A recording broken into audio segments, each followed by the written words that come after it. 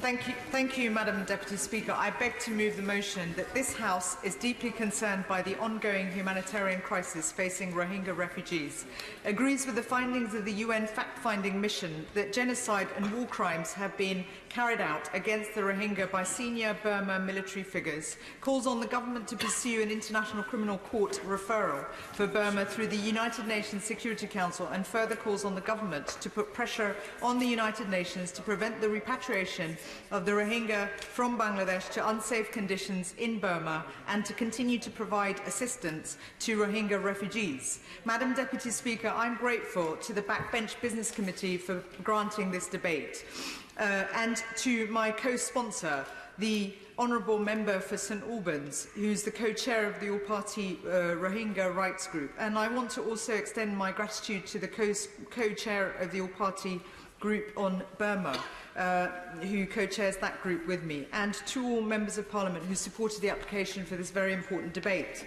Madam Deputy Speaker, we are deeply concerned about the horrific ongoing crisis affecting Rohingya people in Burma and in Bangladesh. I know that we are close to Christmas and that there are many colleagues who would have liked to be here to support this motion, if not for family or constituency commitments. The proximity to Christmas should remind us all of our duty to refugees. The Christmas story reminds us of the plight of those displaced from their homes. I'll give way to my honourable friend. I thank my honourable friend for giving way and for her help in trying to get this important topic to be debated within Parliament, because I think there will be many out there who will be thinking that the British public and its Parliament have forgotten the desperate plight of the Rohingyas.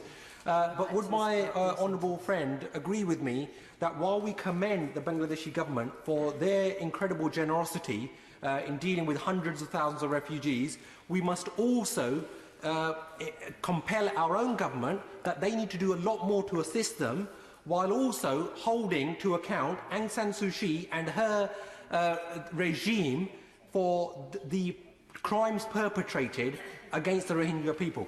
I thank my honourable friend, and I very much agree with his sentiments, and I hope that the Minister will be able to update us on what action the government is taking, because we very much depend on the Foreign Secretary and Foreign Office Ministers to take the leadership role here.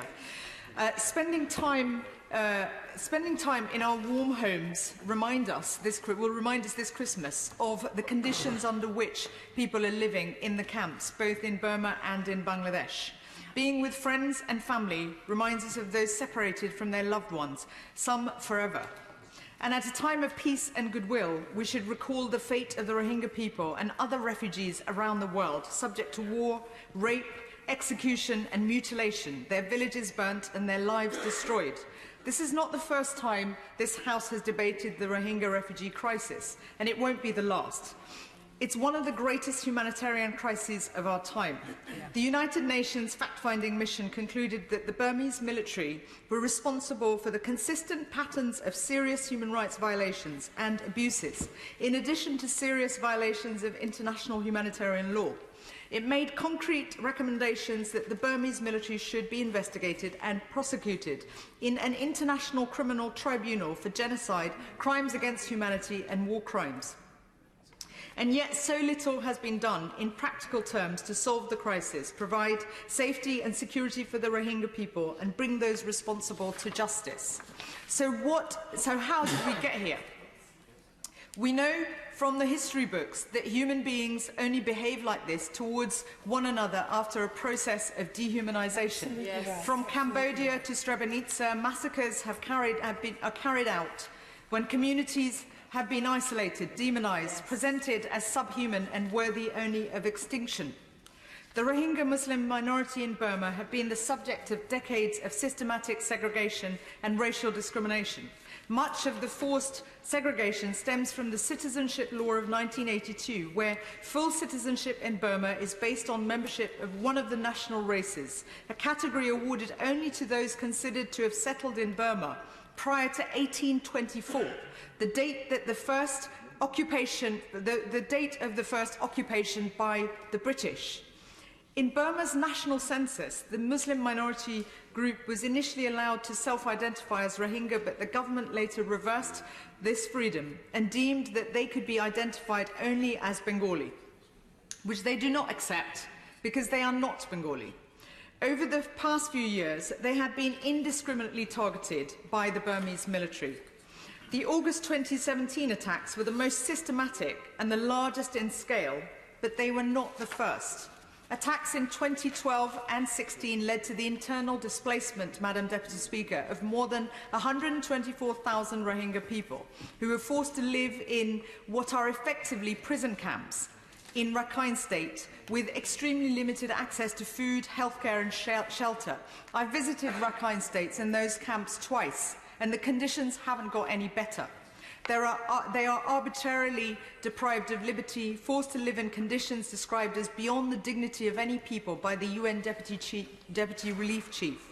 In Rakhine, there are echoes of apartheid, with one racial group separated, corralled and delegitimized. There are echoes, too, of previous genocides, with civilians sent to camps, villages burnt and human rights trampled under military boots. But this, Madam Speaker, is not the 30s, the 40s, the 70s or the 90s. It's happening in this day and age as we sit here in this chamber this Christmas. Aung San Suu Kyi's failure to condemn the violence and stand up to the military has been deeply disappointing.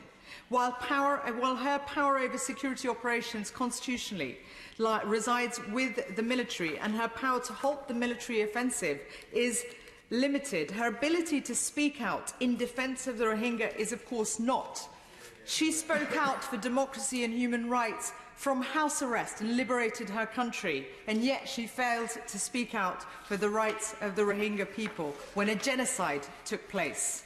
The 2017 attacks by the Burmese military came after a lengthy campaign initiated by those in power to demonise the Rohingya people using online platforms. Hidden behind fake accounts, military officers exploited the wide reach of social media to promote their divisive rhetoric and create a culture of suspicion and anger. They created fake news and sent it into the battle against the Rohingya.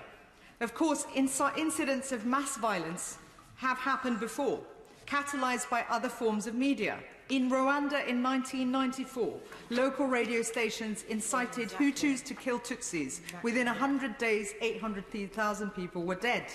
With social media platforms, while social media platforms cannot be wholly blamed, the UN fact-finding mission singled out Facebook as a tool used to disseminate hate speech and concluded that it played a determining role in inciting violence against the Rohingya. Social media can also be a force for good. For example, in the Arab Spring in 2010-11, it is highly influential and can play a positive role. However, it is important that we recognise its capacity to foment division, incite violence, and in this case, murder.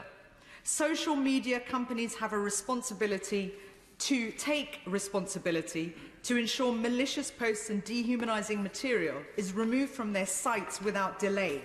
We must ensure that there are regulations and controls to prevent these abuses from happening again. I give way to my honourable friend. Can I first of all congratulate the Honourable Lady both for securing this debate, but her outstanding advocacy of all that is best in the determination of this country to drive a human rights agenda internationally. I visited Myanmar. I visited it 3 years ago.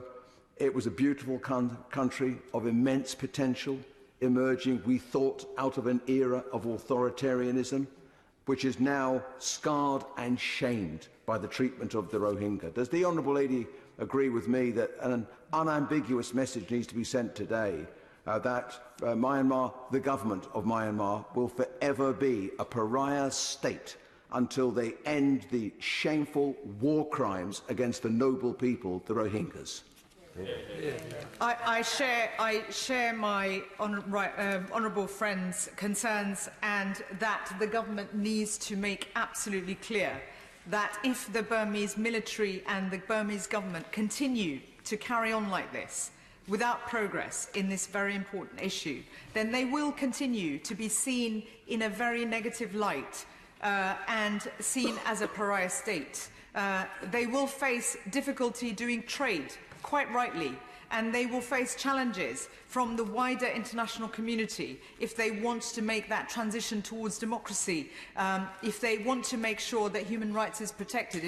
They have to take action to get their country in order to protect people's rights, including the rights of the Rohingya minority and other minorities, because it's not just the Rohingya minorities, the military has been attacking other minorities too.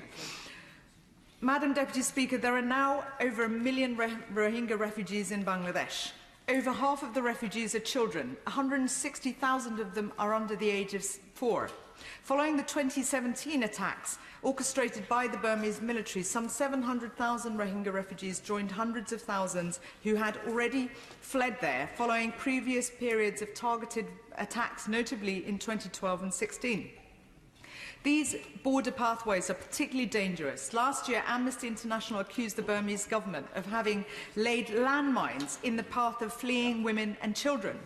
In July 2018, I visited Cox's Bazar in Bangladesh with the International Rescue Committee to see for myself the situation of the Rohingya refugees, to hear about their lives in the camps and how they got there. The overwhelming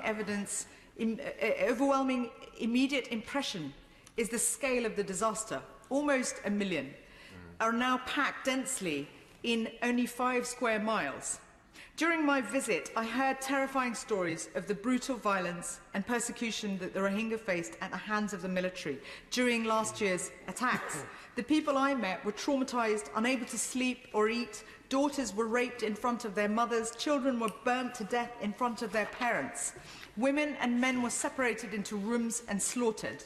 Fathers painfully told me how their sons, a father painfully told me of his son and how he had been burnt to death in front of him. And as I left, he added, "We want justice."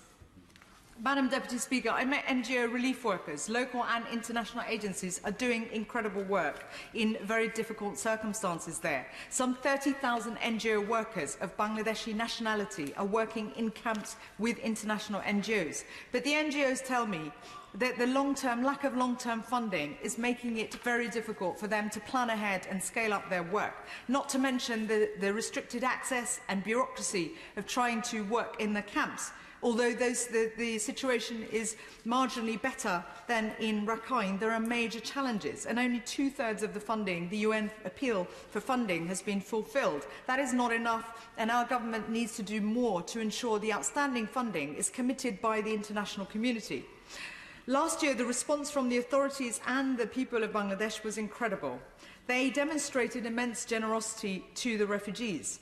This is despite being one of the poorest countries in the world, with millions of people living below the poverty line and facing the greatest risks from climate change. And over recent years, when thousands were killed by the Burmese military and hundreds of thousands sought refuge, Bangladesh kept its borders open and provided them sanctuary. But the international community and other neighbouring states must do more to support that country in the humanitarian crisis. We know from our experience in Europe that absorbing so many people is a massive challenge even for this continent, which is among the wealthiest in the world. So the end result must be the peaceful return of the Rohingya to their homes, but this must happen only when it is safe and when the Rohingya believe the danger has passed. These are particularly turbulent times for the Rohingya people, as only a few weeks ago, in the run-up to the planned repatriation date, there were reports of an increased military presence in the camps. This, according to the United Nations Commissioner for Human Rights, has caused a state of terror and panic. All of the families placed on the list for repatriation refused to return to Burma, as they were too afraid of the current conditions. It is imperative that any return is safe, dignified and crucially voluntary. And it is vital that we keep the international pressure on the Burmese government. Indeed. They need to know the world is watching. I welcome the Nobel Peace Prize winners, Tawakkol Karman, Shireen Ebadi and Mairead Maguire with who implored Aung San Suu Kyi to wake up to the atrocities after they visited Cox's Bazar. And also Nobel laureates Malala Yousafzai, Muhammad Yunus, Desmond Tutu, among others, who've spoken out. I welcome the legal voices who have spoken out too in favour of human rights and justice, Amal Clooney and Ben Emerson, among others. And I welcome the interventions made by Kate Blanchett, who visited the camps in her role as UN Goodwill Ambassador, and Angelina Jolie as UNHCR Special Envoy, and others who've supported the humanitarian effort in the fundraising effort, and by visiting the camps to raise awareness and keep the media interested and engaged in what's happening. Those include Ashley Judd, Mindy Kaling, Frida Pinto, Priyanka Chopra and many others. And most of all, I am incredibly grateful and I commend my colleagues in this Parliament and in the other House, in this House and the other House, who visited Burma and Bangladesh and who have publicly campaigned and voiced their concerns. The fact is, Madam Deputy Speaker, the more attention we generate, the brighter the light we shine, the more visible we make, the less likely, the more noise we make, the less likely further murders and atrocities will occur. Scrutiny and activism from campaigners, the media and the wider international community is literally the only line of defence, for the Rohingya people against the Burmese military and its might. I give way to I'm very grateful, and I'd like to commend her for the fantastic campaigning that she personally has done, as well as all the other people that she's listed.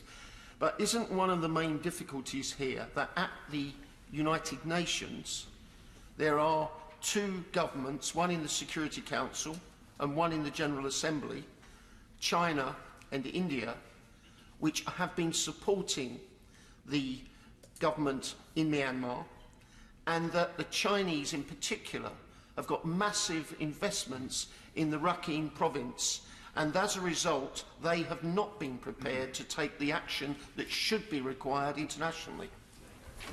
Couldn't agree more with my honourable friend, and I will come on to that, and I very much hope the government will build the alliance that's needed to get support at the United Nations. The United Kingdom has a unique responsibility towards Burma. We must use all of our relationships forged over many centuries to argue for a peaceful settlement to the crisis, and we are also the penholder in the United Nations for Burma.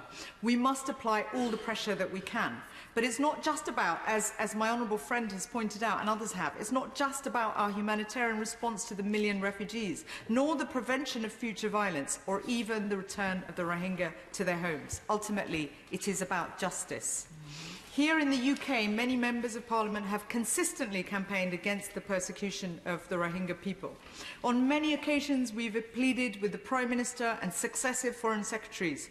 We have held parliamentary debates. We have used our platforms publicly to denounce the atrocities.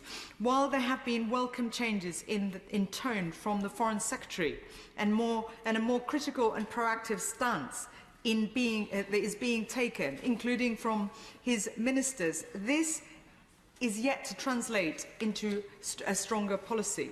Over the years, there has been little concrete action from the UK government to solve this issue.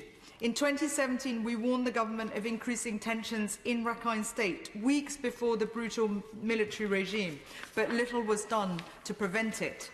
When asked in a parliamentary debate last year, the Minister of State said that the guaranteed that if the United Nations determined genocide, then of course the United Kingdom government will be the first to be supportive of taking these matters to the International Criminal Court. 12 months later, and there has still been very little progress. The Prime Minister called explicitly last November for more action and said the humanitarian crisis is something the Burmese authorities, and especially the military, must take full responsibility for. She went on to pledge that Britain would continue to play a leading role in bringing the international community together to do everything possible to stop this appalling and inhumane destruction of the Rohingya people. The sad reality is that our government, while strong on providing humanitarian assistance, has not come close to putting real pressure on the Burmese government and its military leaders. It should not have taken more deaths and displacement to make the international community take notice. This crisis happened on our watch. The UK government, Madam Deputy Speaker, should publicly press the Burmese government to immediately stop all abuses, remove restrictions on freedom of movement, improve conditions for all Rohingya in Rakhine State and grant unfettered access to Rakhine State to humanitarian agencies and human rights monitors. The UK government should insist that no repatriation of Rohingya refugees takes place until it is safe to do so. Yes. The UK government, the UK and concerned governments should call on the Bangladesh government to halt its plans to relocate refugees to Basan Char and encourage the government to instead consider alternative, safer, more feasible options for relocation for those who are vulnerable in the current camps. The UK government must put pressure on the Burmese authorities to take steps to address the culture of marginalisation and discrimination of the Rohingya community in Burma, review and reform the 1982 citizenship law, which renders the Rohingya stateless, denying them basic human rights. The UK government must accept the full findings of the recommendations of the United Nations fact-finding mission. It should play a leadership role in pressing the United Nations Security Council to urgently refer the situation in Myanmar to the International Criminal Court so that all crimes, not just the crimes of deportation, be considered. In conclusion, Madam Deputy Speaker, the international community must now not allow the Burmese military to get away with the slaughter, the rape, torture and displacement of the Rohingya people on such a scale that it constitutes genocide. I ask the Minister to address head-on the issues of getting the International Criminal Court to bring the criminals to justice. This is vital not only in this instance of genocide, but in the prevention of future genocide. Madam Deputy Speaker, after the Holocaust, we said never again. After the killing fields of Cambodia, we said never again. After Srebrenica, we said never again. And after 800,000 people were slaughtered in 100 days in Rwanda, we said never again. Each time we pledged to end genocide, to work for peace, to bring perpetrators to justice, and it continues to occur. This time, let us say never again and mean it. Yes. Let us bring the war criminals to court and give the Rohingya people the justice they deserve. Yeah.